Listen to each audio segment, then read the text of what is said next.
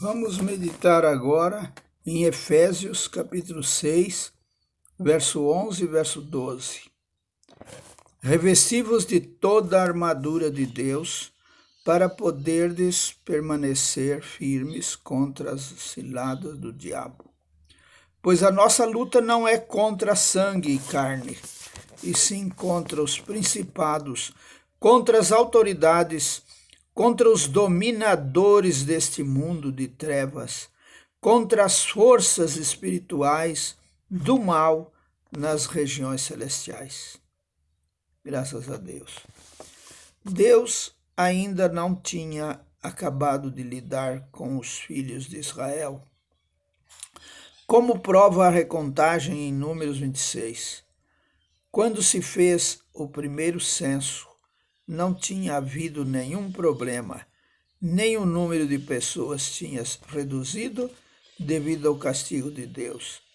A recontagem do povo aconteceu depois de muitos problemas e depois de haver uma redução mediante o juízo. Ainda assim, apesar de todas as provações, problemas, tentações, fracassos e reduções, Deus ainda tinha quase o mesmo número para si mesmo que tinha no início, independentemente do que o inimigo fez e dos fracassos do povo. Deus, na sua graça e nos seus atos soberanos, ainda tinha um número superior a 600 mil. Em Números 27, verso 12 e 13, Moisés não levou em consideração o fato de perder a liderança. O seu coração não estava preocupado com a sua situação, mas com a situação do povo de Deus. O Senhor disse a Moisés para tomar Josué e o apresentar ao sacerdote e a toda a assembleia, e lhe impor as mãos, e para lhe dar o encargo, ser líder.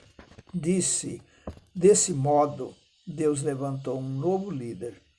No fim do capítulo 27, vemos uma figura maravilhosa. O novo povo tinha sido remunerado, um novo exército tinha sido formado e fortalecido, e um novo líder tinha sido designado para servir, não sozinho, mas com o sacerdote Eleazar, que receberia instruções divinas através do Urim e do Tumim. Isso significa que entre o povo havia uma nova teocracia. Portanto, no fim deste capítulo, vemos um novo povo, um novo exército e uma nova teocracia. Travar a batalha é um assunto do corpo. Temos de ser edificados juntos. Temos de estar em unidade e harmonia como o corpo vivo e edifício vivo e a casa viva de Deus. Então podemos ser o exército. A guerra é algo do corpo, que está em Cristo, no Espírito e nos lugares celestiais. A luta espiritual não é uma luta contra humanos, ou seja, não é contra carne e sangue. Antes lutamos contra as forças espirituais, os espíritos malignos. Os espíritos malignos operam para danificar o reino de Deus, a fim de impedir o cumprimento do propósito de Deus. Essa é a verdadeira luta. Na China continental, o irmão Ni, estava muito exposto a ataques porque era ele que liderava. Em 1934, entramos nessa luta porque naquele tempo começamos a partilhar a responsabilidade de travar essa luta.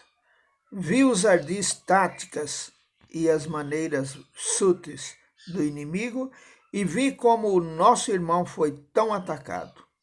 Os ataques mais sérios eram os rumores. O verdadeiro inimigo não são as pessoas. O verdadeiro inimigo são as forças malignas que se escondem por trás das pessoas. As pessoas são meros fantoches do inimigo para serem utilizadas por ele.